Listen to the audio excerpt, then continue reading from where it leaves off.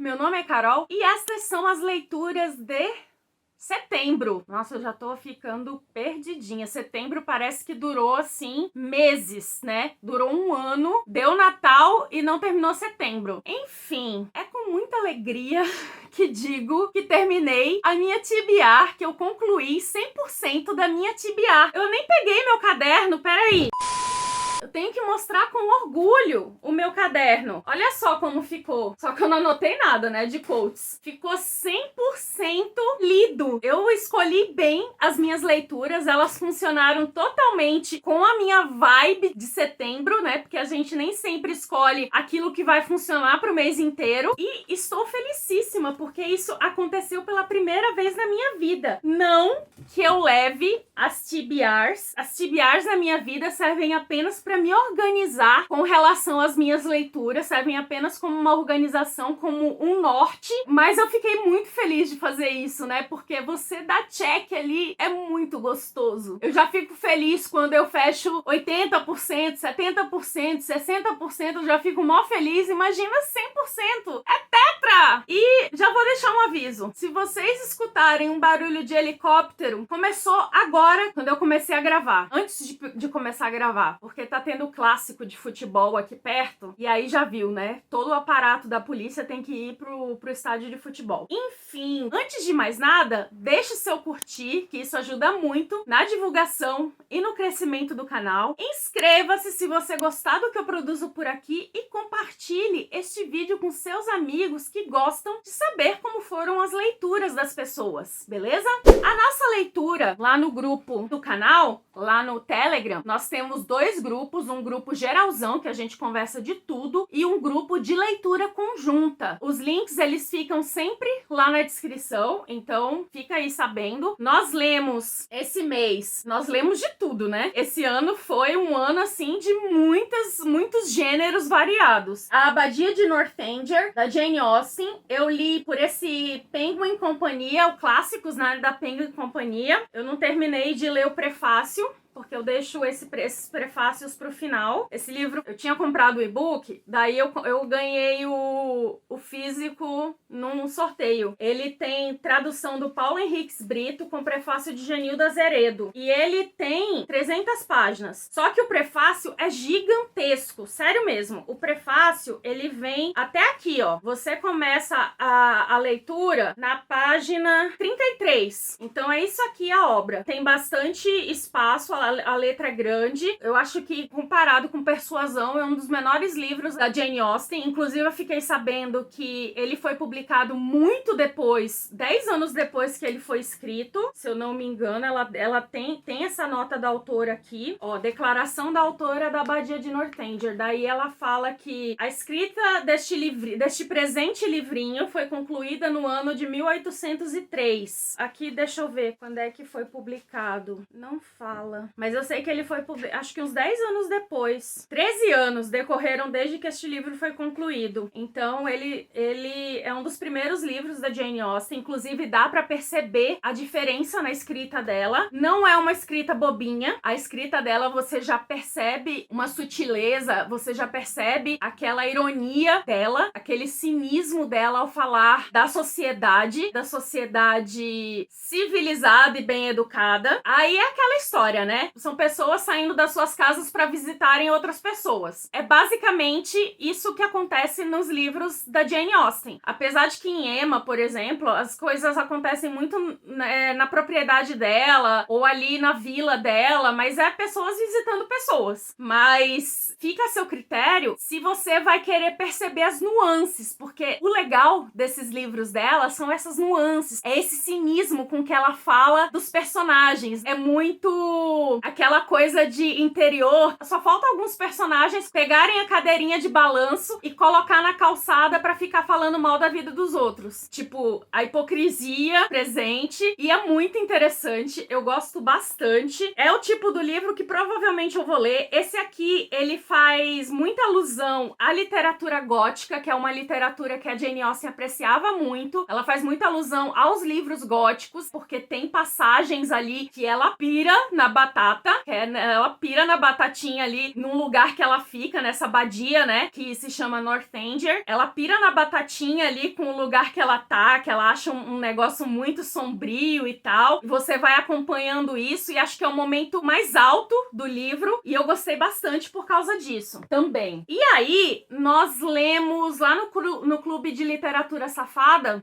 no canal Tamarindo Books, que a gente lê 2 livros por mês com cenas sensuellen. A gente acabou fazendo só uma live porque aconteceu de tudo e eu me enrolei toda com os livros, eu não sei o que aconteceu com a minha mente. A gente sabe o que acontece com a minha mente, né? Transtorno de atenção. Mas eu acabei lendo o livro errado e foi isso. Primeiro, nós lemos A Equação Perfeita do Amor, que tá no Kindle Unlimited, que é da Christina Lauren, com tradução da Marcia Mann, pelo Universo dos Livros. Eu tinha esse livro em inglês e nem lembrava, que é o The Soulmate Equation, e eu podia ter escutado o audiobook. Mas enfim, tava no Kindle Unlimited, isso facilitou muito a minha vida. Mas é um livro, qualquer nota. Eu vejo a produção da dupla Christina Lauren muito variada. Elas são extremamente prolíficas, né? Você vê de tudo na produção delas. Tem desde Young Adult, tem livros extremamente hot, que foi por onde eu conheci elas, né? Aquela série Irresistível. Tem livro, aquele livro que eu mostrei pra vocês, Um Pouco de Aventura, que parece muito um filme de sessão da tarde. Então, assim, tem de tudo nessa produção. E esse livro não é o melhor da produção delas. Vai falar ali sobre compatibilidade de genes, né? É quase um Tinder ali, só que utilizando genes. E aí, o que ganha o livro, como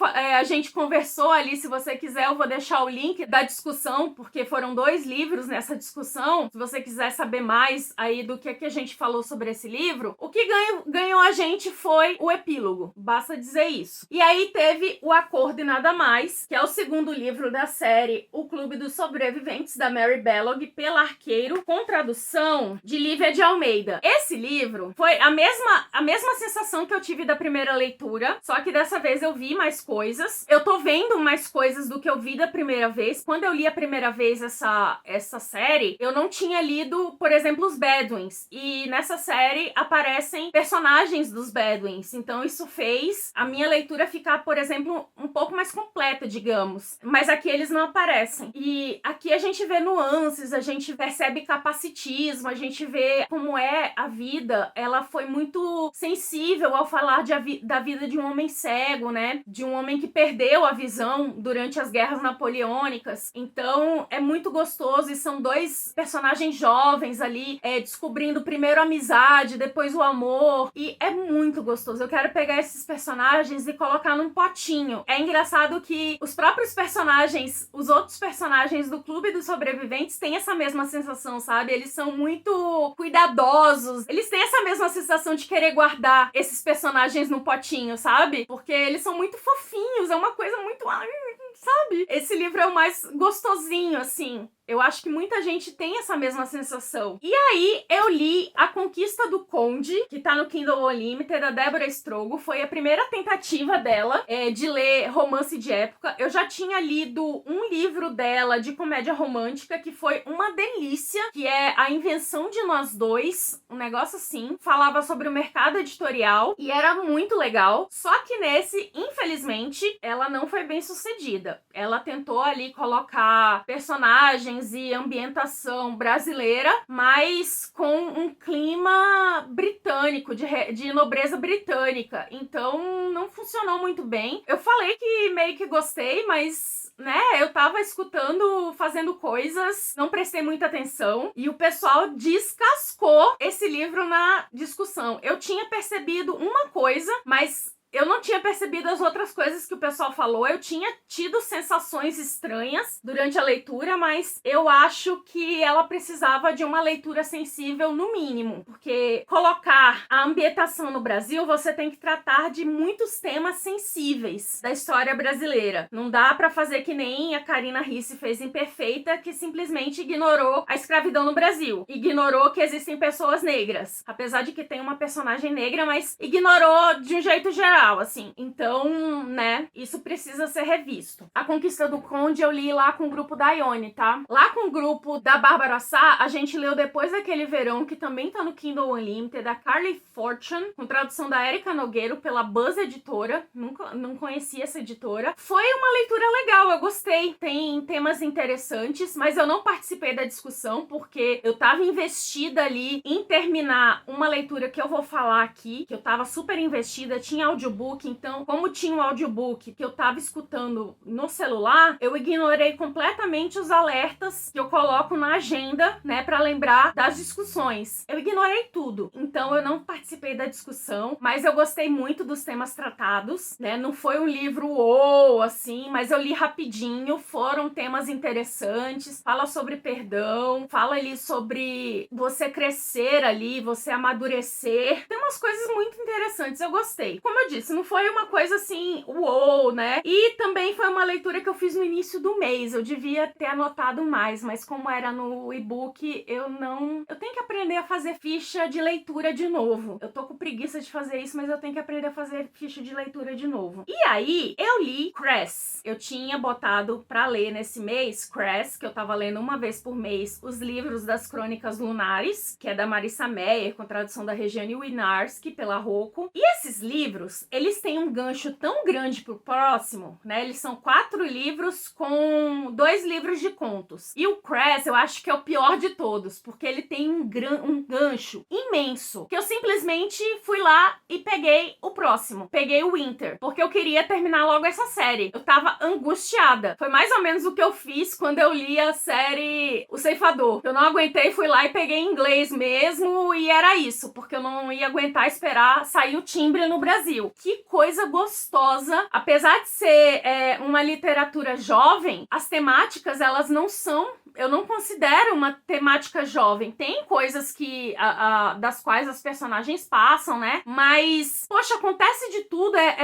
De tudo de fantasia, assim. Você ter que salvar o planeta. Você ter ali toda uma política, né? A diplomacia de reinos. E você ter que lidar com vilões, muito vilões, sabe? Você ter que lidar com doenças. Cara... É muita coisa acontecendo, então não tem espaço pra ter drama adolescente, sabe? Que eu acho que é a grande questão quando alguém se depara com personagens jovens, né? Porque os personagens, eles têm 16, 17 anos. É tanta questão, assim, adulta, que eles não têm tempo pra ter drama jovem, pra ter drama adolescente. E até as paixões dele, os amores, são mais adultos, assim. Eles precisaram crescer por causa das coisas que eles passam na vida, né? Todos eles têm vidas muito duras. E eu adorei. Agora, se eu vou ler os livros de contos, eu ainda vou ver, porque eu li essa série muito rápido, eu li de forma intensa. Então eu vou deixar meio quieto para depois pegar os livros, porque um deles fala do ponto de vista da vilã, né, da grande vilã da história, e o outro tem contos ali sobre personagens secundários. Então, vamos ver. Aí, eu li A Outra Garota Negra, por essa edição aqui, tá aqui a capa, da Zákia Dalila Harris, pela Intrínseca, do Intrínsecos, com tradução da Flávia Rossler e Maria Carmelita Dias. Esse é um livro que acontece muita coisa. Ele fala do mercado editorial, muito do mercado editorial, né? Porque a personagem principal e a outra personagem ali, a antagonista, elas são assistentes de editores. Daí, você não sabe, porque você tá lendo um livro esperando uma coisa, mas de repente acontece uma coisa que você não tava esperando, é um plot twist imenso. Daí daqui a pouco tem outro plot twist imenso, mas são coisas que eu, pelo menos, não tava esperando. É uma coisa até meio ficção científica. Então, assim, eu não li, né? Eu escolhi esse livro pro meu desafio Livros com Livros, mas eu sabia pouca coisa, só sabia do que vai ser filme, e sabia que se passava no mercado editorial. Eu tinha lido uma sinopse muito vagamente. Eu acho que ele ou devia ser mais longo, ou a premissa devia ser um pouco mais enxuta, porque é muita coisa para um livro de quantas páginas? Ele não é um livro tão fininho, de 381 páginas, apesar de que a letra é um pouco grande. Mas aconteceu muita coisa, então eu acho que devia ser uma trama mais enxuta para dar conta de tanta coisa, ou um livro mais longo, porque são coisas interessantíssimas, tem temas interessantíssimos ali de como a sociedade vê a mulher negra ali, que tem que ser forte o tempo todo, tem que dar conta de tudo, tem questões ali raciais muito bem tratadas, mas as coisas ali que vão acontecendo, eu vi que foram muito rápidas. Mesmo assim, eu indico esse livro. Eu não sei se o filme vai tratar de tudo, porque, né, adaptação, geralmente eles pegam só os pontos principais, mas essas questões raciais eu achei que foram muito bem tratadas. Mas eu achei que precisava ali de uma narrativa, sei lá, mais enxuta, ou um espaço mais longo pra caber a narrativa toda, né? Enfim. Aí eu li Será que é Meu Número? Também tá no Kindle Unlimited, que eu descobri que faz parte da mesma série daquele livro que eu li mês passado, o By the Book, da Jasmine Guillory. Só que aqui é uma série que são recontos de contos de fadas com várias autoras. O do mês passado foi da Jasmine Guillory. O desse mês é da Julie Murphy, que tem tradução da Marcia May e tá pelo Universo dos Livros. Eu queria que fosse traduzido os outros livros, né, que fossem trazidos, porque é uma trilogia. O último livro eu acho que é da Pequena Sereia. Eu vou ver se eu pego, porque o e-book por enquanto tá muito caro, não tem condição. Mas eu gostei muito desse livro. Ele é um reconto de Cinderela com uma personagem ali gorda, que tem o pano de fundo de um reality show no estilo The Bachelor, que tem ali aquele cara que várias mulheres ali vão ter encontros com eles vão ficar ali isolados num espaço, numa espécie de casarão, que seria o castelo. Aí eles vão ter encontros e tal, vão se conhecer pra no final esse cara escolher uma mulher. E aí é muito interessante como se dá tudo. É uma comédia romântica muito gostosa, eu gostei bastante. E é bem light, tá? Não tem cena sensuellen. Eu gostei muito mesmo. E aí eu li O Trono de Vidro. Foi uma das últimas leituras que eu li no mês, porque eu tava lendo Crônicas Lunares ali de fantasia, daí eu fui lendo outras coisas e deixei esse por último, que é o da Sarah J. Maas, e não tem ali, eu tinha que olhar no e-book quem foi que traduziu, tá pela Galera Record. E assim, falam tanta coisa desse primeiro livro que eu esperava mais, pelo menos até metade do livro. Eu achei o início meio lento, comparado com a Kotar. Eu achei que a Kotar teve uma narrativa mais fluida, mesmo não acontecendo muita coisa, só apresentando o universo, o primeiro livro. Eu achei que a narrativa foi mais fluida, me prendeu mais. Essa me prendeu só mais pela metade do livro, né, que é quando o negócio pega, o bicho pega, né? Aí foi Selena Sardotien, te amo, você é minha heroína. Então gostei bastante, vou ver se vou ler no mês que vem, vamos ver, porque eu tinha comprado os livros, mas eu vi que eu não comprei o segundo, e ele não está muito barato, então vamos ficar de olho aí numa promoção. Mas o bicho tava pegando, ele deu um bom gancho. Eu sei que são 6 livros, porque tem um que é um prequel, um negócio assim, um prelúdio. Então, não sei. É um livro que eu ainda tá com margem pra eu ler muito devagar. É uma série que eu não tô com pressa pra ler. Aí, eu li um livro que entrou pro Kindle Unlimited, mas eu falo pra vocês lerem rápido, porque esses tipos de livro, dessas grandes editoras, elas não costumam ficar muito tempo, como foi o caso dos livros da Emily Henry. Eles ficaram assim um mês, eu acho, que foi um favorzinho do vizinho. Ele tava no meu desafio Livros com Livros, como The Neighbor Favor, da Christina Forrest, pela Verus, com tradução da Dandara Morena. Eu gostei muito esse livro aqui, ele é curtinho até. Ele tem, com os agradecimentos, 335 páginas, mas ele é muito fluido. Ele é dividido em partes. A primeira parte é feita só de troca de e-mails, e é uma delícia ver a atração deles, a amizade deles sendo construída através dessa troca de e-mails, né? Você vê ali os gostos deles, eles descobrindo das coisas que gostam e tal. E aí depois tem aquela coisa de coincidência coincidências, né, que a vida traz pra gente, de coincidências que os clichês mandam, né, que aí é o gostoso do clichê, que são essas coincidências. E é uma delícia. Eu gostei bastante, fala bastante sobre o mercado editorial, que aqui nós temos um escritor com uma assistente de editora, né? A gente sempre tem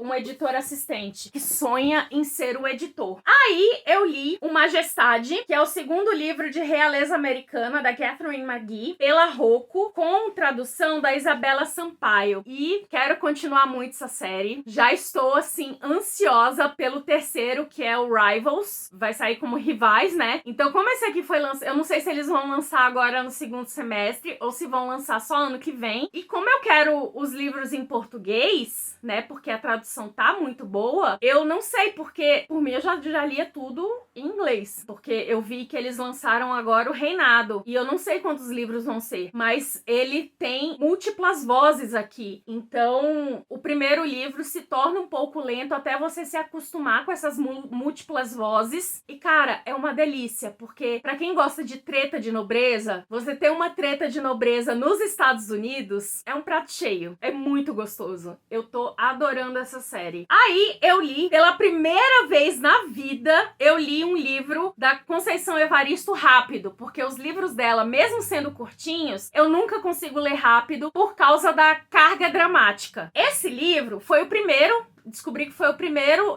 dela publicado em 2006, se eu não me engano. Eu tava já no finalzinho quando eu fui terminar de ler, daí eu falei, quer saber, eu vou começar tudo de novo, porque tinha coisas que eu não tinha muito bem certeza se eu lembrava ou não. Daí eu li num dia, e foi a primeira vez que eu li Conceição Evaristo rápido, até porque esse aqui é uma história, porque normalmente são contos dela. Esse aqui são uma história única de uma pessoa, tem um pouco ali do irmão dessa mulher, mas é basicamente a história dela. É um romance de formação, você vai ver a vida toda da Ponciá Vicêncio, e você não consegue se desprender porque é uma narrativa muito fluida. Tem a carga dramática da Conceição Evaristo, mas é muito fluido. Eu indico demais esse livro. É uma narrativa tipo contação de histórias, como é o que ela chama de escrevivência, e eu gostei demais. Eu acho que falta agora Beco de Memórias e esse mais recente dela, Canção pra Ninar Menino Grande, pra eu ler toda a obra dela, porque eu gosto demais. Aí eu li um livro que saiu, o vlog de leituras de um deles, que o outro eu li mês passado, porque pegou entre um mês e outro, que é o Dois Erros, Um Acerto, da Chloe Liz, que é pela Paralela, com tradução da Mariana Mortani. Eu vou deixar o link lá na descrição e nos cards aqui, que eu nunca sei onde fica, porque eu não uso muitos cards. E eu adorei esse livro. Eu li num dia. Eu adorei. É uma leitura muito fluida, muito gostosa. Os personagens são altamente gostáveis. Pelo menos pra mim foi. Pode ser que não seja pra você. Mas ele é uma fanfic, digamos, de Muito Barulho por Nada, que é uma comédia de Shakespeare. E fica aí a dica. Tudo aqui não tá na ordem, tá? Eu acho que só tá na ordem as leituras conjuntas. Aí eu li também Lugar Feliz, da Emily Henry, que é o livro mais novo dela, pela Verus, com tradução da Ana Rodrigues, que foi uma excelente tradução, porque eu comecei a ler esse livro em inglês. Foi o audiobook. O audiobook, às vezes eu posso reembolsar, tá? Por isso que eu fiz questão de ter o livro, porque, né, tô fazendo coleção. Foi uma delícia de leitura. Não me empolguei muito com o audiobook, apesar porque eu achei a leitura meio, sei lá, meio desanimada. Ou eu tava desanimada, não sei. Mas eu gostei muito desse livro. Eu não achei, apesar de ouvir que esse é o melhor dela, porque ele é mais puxado pro drama, eu acho. Ele tem ali um casal que já terminado, então a gente vai ver ali a vida deles antes de terminar e a vida deles ali tendo que fingir que ainda estão juntos pra passar um fim de semana ali com os amigos pra se despedir de um lugar que é muito importante pra esse grupo. Então, você tem toda essa carga mais dramática desse momento deles eles fingirem que estão juntos, que eventualmente eles vão acabar discutindo a relação, e do momento como eles se conheceram, que aí já é uma época mais feliz e tal. E eu gostei. Foi uma leitura fluida, eu gostei bastante, mas eu acho que o meu preferido ainda é Book Lovers. Book Lovers, loucos por livros. Mas eu gostei bastante. Agora só falta o De Férias com Você pra eu ler, então eu vou dar meu veredito sobre o que eu acho da Emily Henry, mas eu tô gostando muito dos livros dela, são altamente fluidos. Esse foi o primeiro que eu li dela que não tem o assunto livros, gostei, mas eu ainda tô ruminando esse livro na minha cabeça, tá? Eu ainda tô nesse momento ruminando o que é que eu achei desse livro. Aí, eu finalmente terminei A Menina do Outro Lado, que eu tenho as edições em inglês, né? Que eu comprei, nós tínhamos terminado até a 11, né? Aí chega no ano seguinte, vamos lançar uma 12ª edição. Aí fiquei muito pé da vida. A série termina realmente na 11ª edição, tá, galera? E ela se torna muito mais sombria. Eu acho que a partir da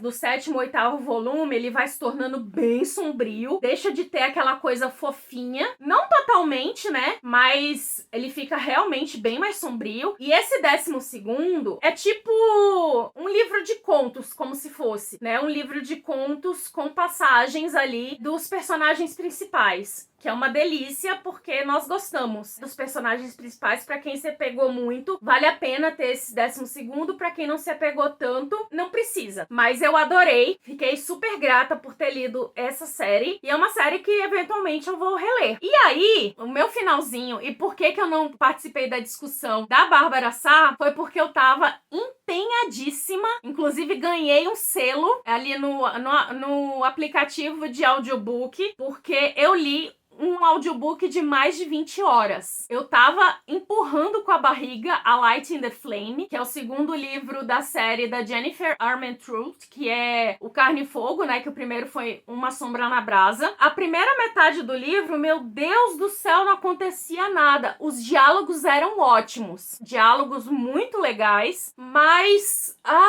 eu tava empurrando com a barriga, eu tava lendo na base do ódio, mas depois... foi que foi. E aí, os 2 últimos dias, eu tava ali o dia inteiro pegando o audiobook e lendo, porque eu tava lendo junto com o e-book. E aquela coisa, e eu achei um exagero de cena de sexo. Vou contar pra vocês, porque eu acho que ela botou muito pra encher linguiça, porque pelo que eu vi, esse livro é imenso. Eu não cheguei a ver a grossura, mas um e-book de mais de 20 horas é coisa pra caramba. Inclusive, eu ganhei... Foi de mais de 20 horas? Não, eu acho que ele tem... eu não sei agora, mas ele tem... quantas páginas? Eu não sei. Eu acho que ele tem umas 800 páginas, então não é mais de 20 horas, mas eu acho que mais de 20 horas é porque eu ouvi junto com outro audiobook. Mas assim, por exemplo, Uma Sombra na Brasa, eu li em 2 dias e tinha 600 páginas, porque acontecia muita coisa. O livro inteiro. Esse foi na base do ódio, mas o final, nossa senhora, o final foi imenso. Como foi sugerido, a leitura agora vai ser do 5º livro de Sangue e Cinzas. E aí eu vou ficar esperando lá, porque ele acabou num ponto-chave ali, daí eu vou ficar esperando o 3º livro da série de Carne e Fogo pra saber o que vai acontecer. Eu quero pegar logo o 3º livro, mas eu acho que nem foi lançado ainda, pelo que eu vi. Então agora eu vou ter que ler o 5º livro da série de Sangue e Cinzas, que também tinha terminado num ponto-chave. Então esse esquema de pirâmide está acabando com a minha mente, tá acabando com o meu ser. Mas a gente segue porque a gente é curioso e a gente tem ódio no coração. É isso.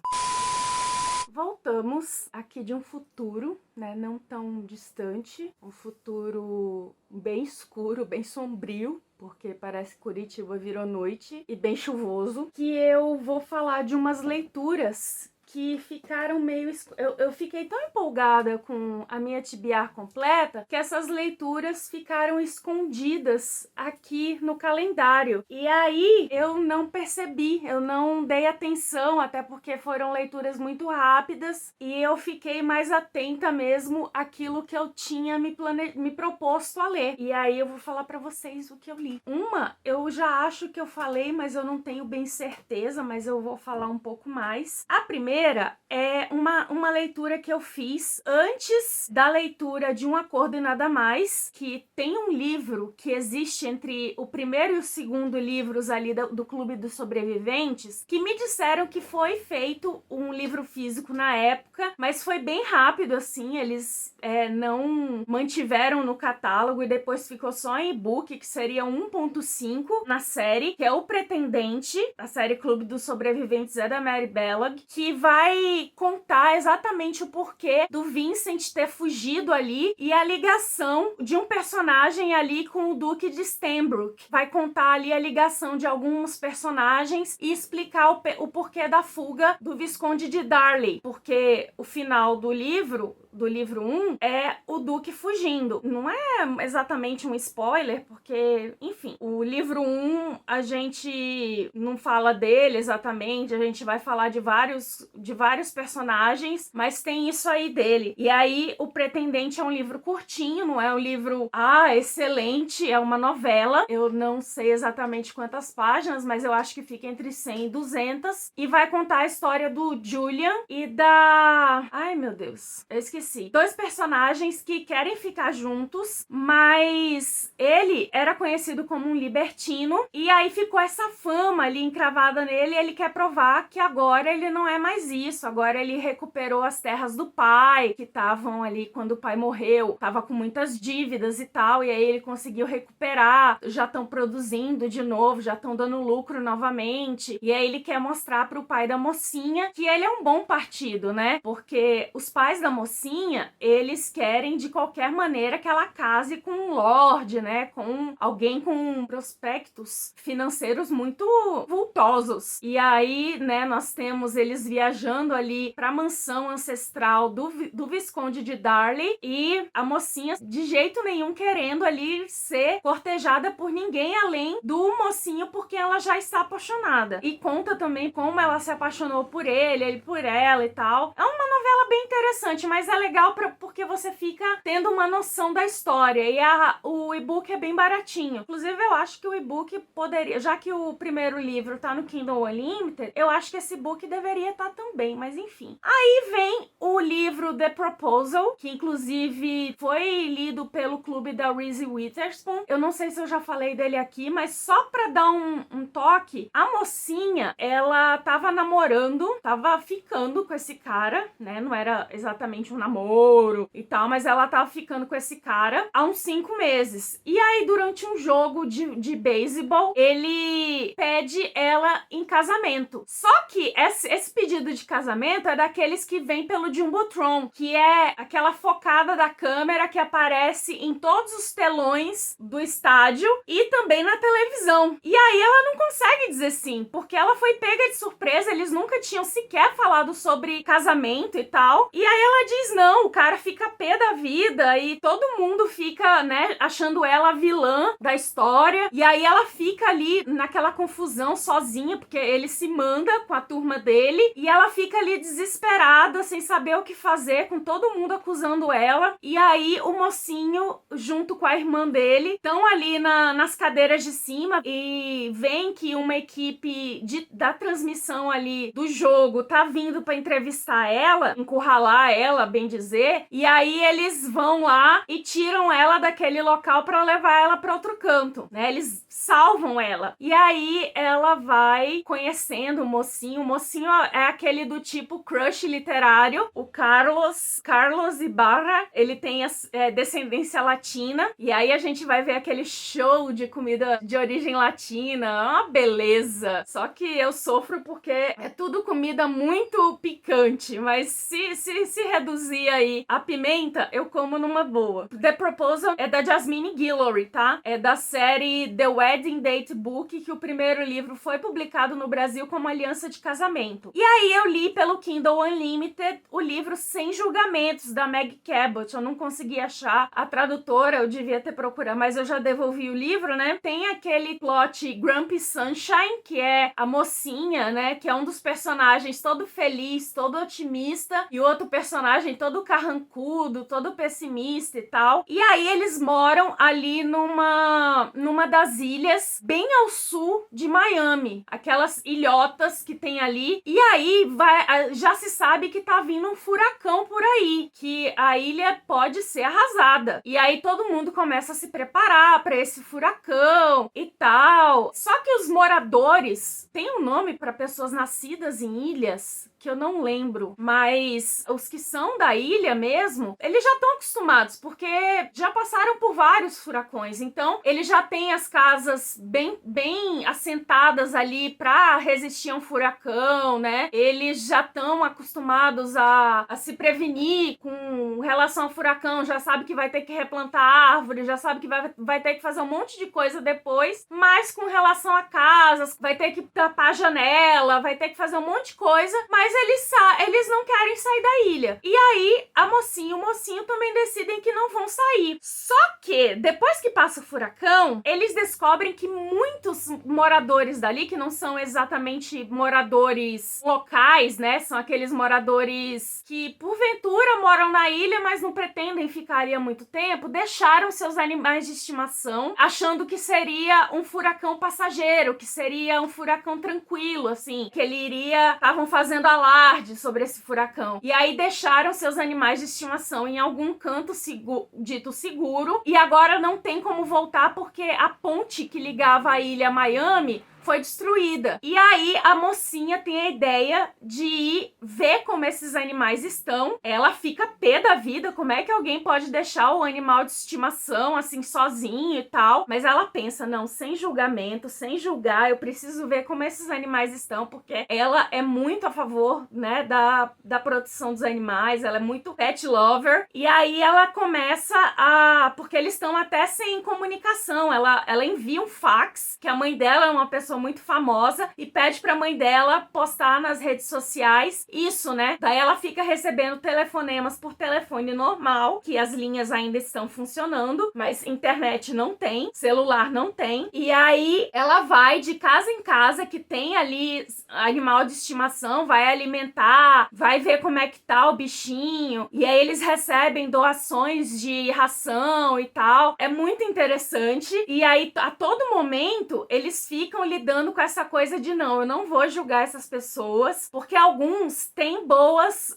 respostas para isso, porque aonde eles iam se esconder, digamos, não aceitava animais. Tudo bem que mesmo assim, né? Enfim. Mas ela fica sempre nessa, né? De não vou julgar, não vou julgar, eu não estou na pele dessa pessoa, não vou julgar, não vou julgar. E ela começa a levar esse discurso para outras partes da vida dela. Não vou julgar, não vou julgar. E é muito interessante essa história, porque tem toda o motivo dessa mocinha ter ido parar nessa ilha, tem toda a preparação, desde que eles souberam que o furacão vinha, tem toda a preparação, como eles estão se preparando ali na ilha, como eles estão acompanhando as notícias, porque tem aquela coisa muito sensacionalista também, né, da mídia em torno dessa coisa de furacões, e acho que é ilhotas, né, e os ilhotas já estão acostumados com isso, eles viram isso a vida inteira, né, o sensacionalismo da mídia, enquanto quem é da ilha mesmo tá acostumado a sobreviver a esse tipo de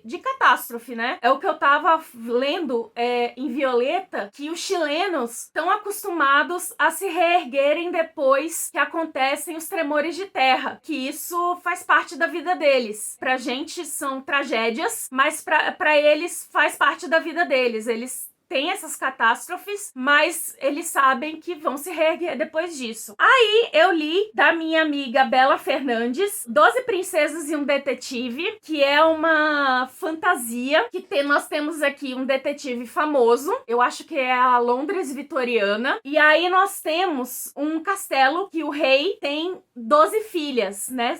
Ou seja, 12 princesas, e elas misteriosamente desaparecem toda noite de dentro do castelo mesmo, ninguém sabe sabe para onde elas vão, né? Porque foram colocados soldados, guardas em todos os lugares possíveis, mas elas desaparecem e elas retornam no dia seguinte. Daí o rei chama esse detetive, que é muito famoso, é um Hercule Poirot daquele mundo ali, pra descobrir o que tá acontecendo com essas princesas. Aí eu li 2 romances de época, porque isso não pode faltar. Um é o livro 5 da série Os Spencers, que eu tô adorando, da Stephanie Nunes, que é um Enemies to Lovers muito bom, que os personagens principais já apareceram nos outros livros, então a gente já sabia que ia ter um livro pra eles, porque eles já vinham se engalfinhando ali nos outros livros, que é a Jasmine e o Rupert, que é o amor de um libertino. Então a gente, pra quem tá acompanhando a série, já tava ali ansioso pra saber do livro deles, né? Então você vê ali crescendo aos poucos essas rusgas e não sabe o porquê de ter acontecido essa rusga toda. É muito gostoso. Aí tem Uma Princesa para um Duque, da Nathalie Rezende, que é um casamento de conveniência entre uma... É princesa